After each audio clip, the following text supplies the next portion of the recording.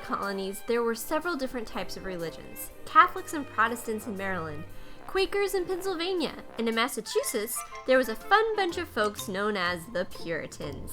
Today, we're going to talk about them.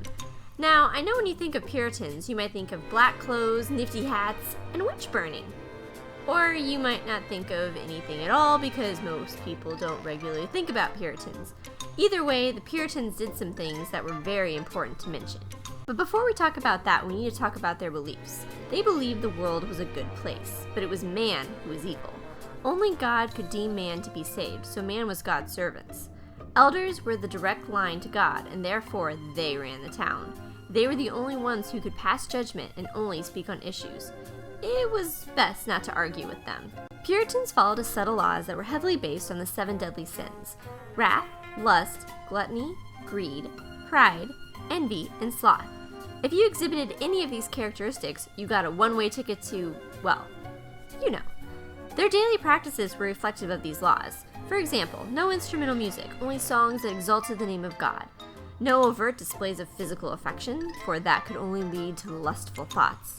And simple dress and furniture only, for it could only lead to greed, pride, and envy among men. They also forbid murder, juvenile delinquency, and kidnapping. And of course, witchcraft.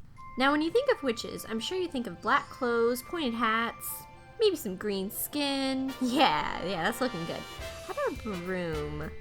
Yeah, almost there. And perfect. Now she's ready to defy some gravity. Modern society has, for the most part, trivialized witches, making them mainstream and even entertaining at times. But that's not how the Puritans saw it. It all started in 1692 with 2 girls, 11-year-old Abigail Williams and her cousin, 9-year-old Elizabeth Parris, whose father was a minister in town. They weren't allowed to have toys, as it was seen as idle and sinful. They were allowed to pray, read the Bible, and pray some more during the day. It was only a matter of time before they would be getting bored and started hanging out with their father's servant, Tituba. She told them stories from her homeland and showed them magic, both things she was not allowed to do. One day, the girls started to act odd, speaking in tongues and convulsing. A doctor believed it was witchcraft. Fearful they would get in trouble for hanging out with Tituba, the girls outed her as a witch. She was tried and sentenced to death, but just before she was killed, she said she wasn't the only witch in town. The result? Mass hysteria. The scare was fueled by a sickness that had stricken the town. People knew it must have been witchcraft. That was coupled with a strong religious belief the devil walked among them, the magistrate shifting the blame, and just being bored, the fear that witches was destroying the town began to spread like crazy. Everyone was accused of being a witch. You're a witch if you didn't attend church, if you sang, if you read, if you disobeyed Puritan law, if you were quarrelsome, if you spent time alone, if you could write, especially if you thought this whole witchcraft thing was a hoax.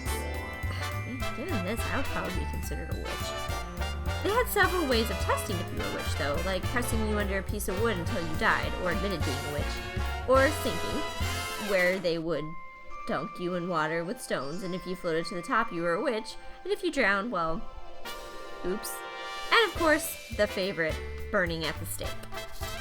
Now you might be thinking all this witchcraft stuff is silly, that the Puritans overreacted, and that there's no point to even talk about this. Well, you'd be wrong. You see, this happens a lot in history. Think of this phenomenon on a graph of reaction and fear. If we were afraid of something, our reaction is pretty neutral most of the time, but sometimes catastrophic events will occur. In this case, the witch scare that caused a reaction to skyrocket. What happens next is that our fear is fueled by a lack of understanding. Our reaction spike become irrational. Groups of people become marginalized and targeted. People create answers instead of seeking to understand them. It's happened before in history. Pearl Harbor, the Holocaust, the Red Scare, and 9/11, and even more in just the last 5 years. But why? Fear plus lack of understanding, compounded by a catastrophic event, can lead to social chaos. And I guarantee you, it's going to happen again soon.